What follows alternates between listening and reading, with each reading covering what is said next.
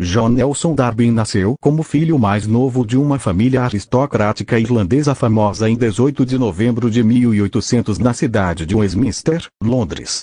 O seu pai, Lord John Darby of Leap Castle, King's County, era descendente de uma antiga família normanda. A sua mãe, que ele já perdeu enquanto ainda bem novo, descendia da conhecida família Vaughan do país de Gales.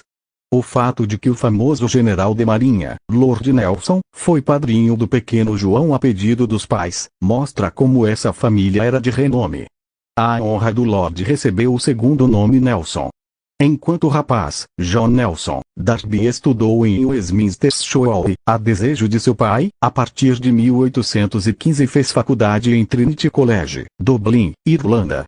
A primeira parte de seus estudos terminou em 1819 com condecoração. Recebeu a Classical Gold Medal. Em seguida fez faculdade de Direito, que terminou em 1822. Por causa da sua consciência, John Nelson Darby renunciou às perspectivas excelentes oferecidas nessa profissão. Já em 1820 entrou em profunda crise interna. Levou uma vida ascética, jejuando, fazendo exercícios religiosos e atendendo regularmente aos cultos na igreja, porém não chegou à clareza de fé. Em uma carta procedente do ano 1871, John Nelson Darby escreve: depois de ter me convertido pela graça do Senhor, ainda passei uns 6 ou 7 anos debaixo da vara disciplinadora da lei. Senti que Cristo é o único Salvador, porém ainda pude afirmar de possuí-lo ou de estar salvo por meio dele. Estava orando, jejuando, dando esmolas, coisas que sempre são boas quando feitas numa maneira espiritual, mas não possuí paz interior. Ainda assim senti de que se o Filho de Deus se deu a si mesmo por mim, então pertencia a ele com corpo e alma, com posses e bens. Finalmente, Deus me deixou entender que estava em Cristo, unido com ele pelo Espírito Santo. Não sabemos nada certo referente aos seus estudos nos anos 1822 a 1825, senão que se ocupava com o pensamento de optar por uma carreira eclesiástica. O seu pai ficou tão indignado com isso ao ponto de deserdar o filho. Um tio, porém, lhe deixou de herança uma considerável fortuna, de sorte que ele durante toda a sua vida era independente. No ano 1825 foi ordenado diácono, e no ano seguinte sacerdote da Igreja Anglicana. A sua primeira paróquia foi Calary em County Wicklow, na Irlanda.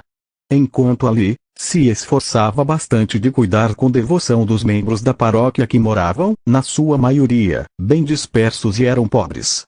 Durante esse tempo, a sua posição quanto à Igreja do Estado já foi abalada, como mostra o seu primeiro panfleto que data do ano 1827, Considerations Addressed to the Archbishop of Dublin Ethic. Considerações dirigidas ao arcebispo de Dublin Ethic. Nesse panfleto, ele tomou posição contra a exigência do arcebispo Mackay, que queria que os católicos que naqueles dias passaram em massa para a Igreja Anglicana, jurassem lealdade ao rei britânico. A sua determinação e ação destemida teve por resultado uma repreensão oficial. Mais e mais foi desconcertado com respeito à Igreja do Estado. Por ocasião de uma cavalgada pela paróquia, caiu do cavalo e foi ferido tanto na perna que havia de permanecer em Dublin durante todo o inverno de 1827-1828 para tratamento. Esse tempo utilizou para estudo intenso da Bíblia. Foi ali que encontrou, aparentemente, a verdadeira e profunda paz com Deus que há tantos anos lhe faltara, como a carta citada revela. Durante a sua permanência em Dublin, chegou a conhecer George Ford Bellet, Dr. Edward Cronin, Francis Hutchinson e M.R. Brock. Em seguida da sua volta à paróquia, renunciou ao ofício de sacerdote, embora ainda não se desligasse da igreja oficial. Assumiu um cargo na missão interna, uma instituição apoiada pela Igreja Anglicana destinada à obra missionária dentro do país, e anunciou até 1832 o Evangelho aos católicos da Irlanda de maneira muito abençoada. De várias fontes apreendemos que ele se reuniu com os novos amigos por diversas vezes desde o inverno 1827-1828 para o partir do pão. Um desses amigos era Anthony Norris Grove. tornaram-se cada vez mais claros para os amigos os pensamentos de Deus referente à Igreja, Eclésia, do Deus vivo, a volta de Cristo, a ação do Espírito Santo bem como aos dons e ofícios na Igreja. Nesse tempo, entre 1827 e 1832, aconteciam também as reuniões conhecidas por Conferências de Poverscourt. Essas ajudaram para esclarecer o ponto de vista bíblico dos assuntos em questão, e finalmente John Nelson Darby se desligou oficialmente da Igreja Anglicana. Os conhecimentos adquiridos por ele e seus amigos eram resultado de estudos bíblicos feitos com diligência e sobriedade. Eles conservaram firmemente todas as bases da fé cristã.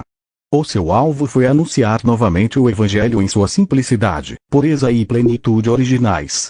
Além das grandes verdades da Reformação, parcialmente já perdidas outra vez naqueles dias, John Nelson Darby e seus irmãos proclamaram verdades esquecidas ou obscurecidas desde os dias dos apóstolos, a saber: primeiro, a Igreja, Eclésia, de Deus, o corpo de Cristo engloba todos os verdadeiros crentes que, desde o dia de Pentecostes em Atos 2 estão ligados a Cristo, sua cabeça no céu por meio do Espírito Santo, Efésios 4:4. Segundo, essa unidade encontra a sua expressão na ceia do Senhor à sua mesa, 1 Coríntios 10:17. Terceiro, a volta do Senhor para arrebatamento dos crentes antes dos juízos finais é o próximo grande evento esperado pelos cristãos. 1 Coríntios 15:51-54. 1 Tessalonicenses 4:16. 5:2. Quarto, todos os crentes são sacerdotes e têm livre acesso a Deus, o Pai. 1 Pedro 2:5. O Senhor, porém, deu à sua igreja dons especiais para sua edificação. Efésios 4:11-12, dons esses que devem ser distinguidos dos ofícios, anciãos/presbíteros e diáconos, cuja denominação oficial hoje não é mais possível devido à ausência dos apóstolos, embora a sua função, o seu ministério, ainda é exercido por irmãos reconhecíveis como tais, a partir de devido é acréscimo do tradutor. São essas apenas algumas poucas das importantes verdades das Sagradas Escrituras, novamente reconhecidas e realizadas naqueles dias. Para isso, após o seu desligamento da igreja oficial, se abriu um campo amplo de trabalho para John Nelson Darby. Já em 1830 a obra se estendeu de Dublin a Limerick e outras cidades irlandesas. Também em Cambridge, Oxford e Plymouth, nome esse que, em parte, até hoje ainda está sendo mencionado em íntima ligação com os irmãos, bem como em Londres surgiram maiores ou menores testemunhos da igreja. John Nelson Darby viajou por todo o país no serviço do Senhor. No ano 1837, John Nelson Darby iniciou as suas atividades na Suíça, onde trabalhou abençoadamente em Genebra e Lausanne. Nos anos 1840 a 1845, viajou outra vez pela Suíça e França. Ali a obra, de uma maneira semelhante, se espalhou. Nos anos 1847 a 1853 diversas viagens o levaram a esses países, onde serviu às congregações e reuniu os irmãos nas conferências para o estudo da Palavra de Deus. No início do ano 1853, ouviu de um grupo de crentes, da região Renânia na Alemanha. Em seguida houve uma troca de cartas com Karl Brockhaus, resultando em uma visita de John Nelson Darby a Elberfeld em 1854. Durante a viagem, John Nelson Darby ficou por alguns dias nos Países Baixos, fazendo a primeira visita aos irmãos em Haarlem, Amsterdão e Winterswijk. Esses irmãos também estavam se reunindo em separação das denominações eclesiásticas existentes. Na primavera de 1855, novamente foi a Elberfeld, para iniciar a tradução do Novo Testamento para o alemão. Em conjunto com Karl Brockhaus e Julius Anton von Puseck, traduziu inicialmente o Novo Testamento. Nos anos 1869 a 1870, também traduziram o Velho Testamento para o alemão.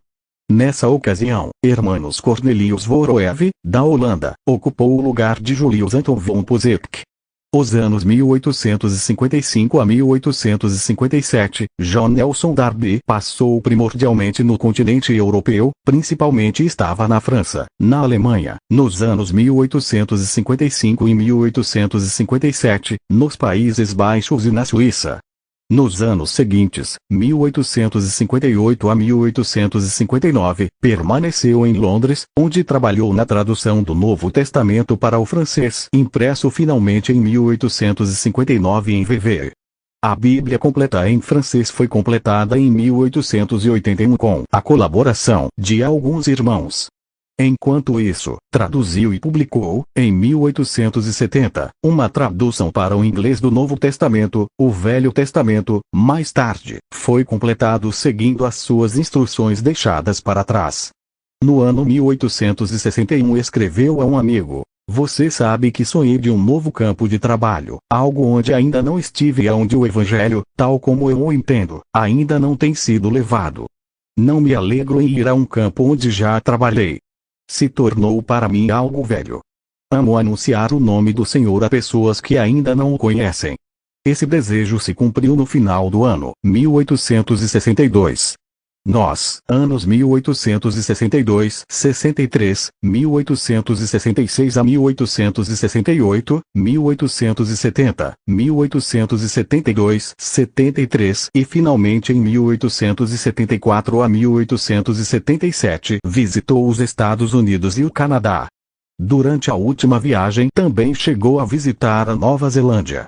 Depois de sua última viagem para além-mar, John Nelson Darby visitou mais uma vez a Alemanha, 1878, a Suíça, a Itália e a França. Na avançada idade de 79 anos voltou à Inglaterra, onde ainda trabalhou como escritor até o seu falecimento em 1882.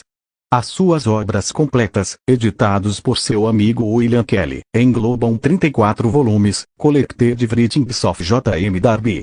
Acrescentam-se ainda 7 volumes de notas e comentários, Notes and Comments, 3 volumes de miscelâneas, Miscellaneous Writings, e 3 volumes de cartas, Letters.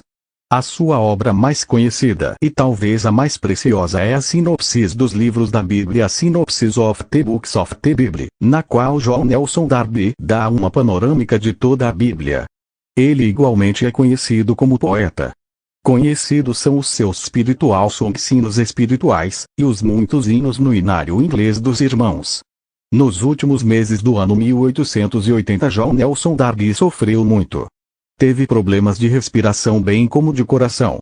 Em dezembro houve uma leve melhora da forma que pôde escrever a um conhecido: "Pela bondade de Deus, estou indo muito melhor. Na verdade nem entendo que estive tão perto da morte. Embora não com muita frequência, ainda assim posso ir às reuniões. Também posso fazer o meu trabalho costumeiro. É certo que nos meses que seguirão haverá uma mudança acontecendo comigo frente à minha iminente despedida desse mundo, porém não há mudança com vistas à doutrina e os meus pontos de vista. Isso não mudou, tudo encontrei confirmado. É um doce e lindo pensamento, que tudo aquilo que ensinei o fiz em Deus. No meu interior tenho certeza de que pertenço a um outro mundo, por quanto tempo ainda pertencerá a mim não sei. Para a saída, a palavra do amado Senhor é importante. Não são do mundo, como eu do mundo não sou. João 17:16. Nesse sentido a mudança é perceptível e estou a esperando. No ano 1881, John Nelson Darby ainda estava trabalhando na edição de seu hinário inglês. No dia 15 de dezembro de 1881, escreveu o prefácio para a Bíblia francesa que foi publicada em 1882. No final de janeiro, a sua constituição física lhe permitiu cumprir apenas a metade de suas tarefas diárias. Nas últimas semanas foi recebido e cuidado na casa do irmão Hammond em Bournemouth. Foi ali que ele faleceu no dia 29 de abril de 1882. Numa lápide simples e branca do cemitério de Bournemouth se lê as palavras: John Nelson Darby, como um desconhecido e bem conhecido, faleceu no Senhor em 29 de abril de 1882 com 81 anos. 2 Coríntios 5:21 Senhor, me deixa esperar em Ti, a minha vida seja consagrada a Ti, desconhecido aqui na terra, servo Teu, então herdar a felicidade do céu.